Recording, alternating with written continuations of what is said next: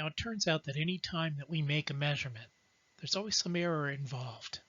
And as a consequence, all measurements are uncertain.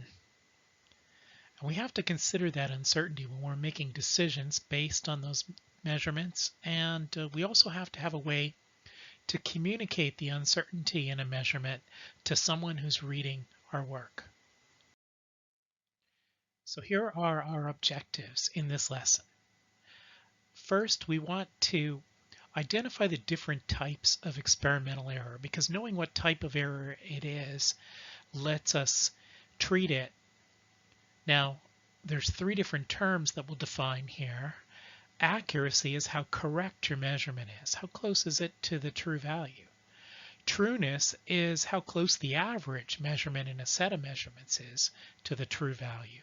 And precision, we're going to see, is how your measurements scatter around the mean in a data set.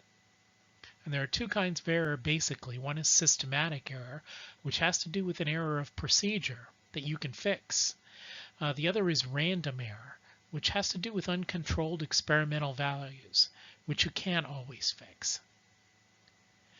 Next, we're going to learn how to report a measurement so that someone can see what the uncertainty is in it. And mostly this is going to be as simple as just rounding a measurement off to the correct number of digits. The last digit is going to be the uncertain one, so someone will know where it is. We're going to learn to correctly read some of the volumetric glassware that we talked about in the equipment briefing a little while ago. And if someone else gives me a measurement, I want to be able to tell how uncertain it is by counting what we call the significant digits in the measurement. Finally, if I've got a set of data, I want to be able to calculate the average, and I want to be able to calculate something called the standard deviation, which tells me how uncertain the data is. How much does it scatter around the mean? And our final objective is that sometimes we're going to want to do calculations based on measurements. And when our measurements are uncertain, the results of our calculations are going to be as well.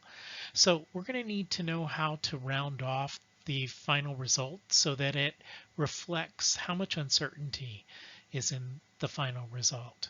To do that, we have to look at the calculation carefully, identify the weakest link in a single step in the calculation. And we're going to have to look at the calculation carefully for exact numbers. When there's exact numbers, they're not going to affect how we report the final answer.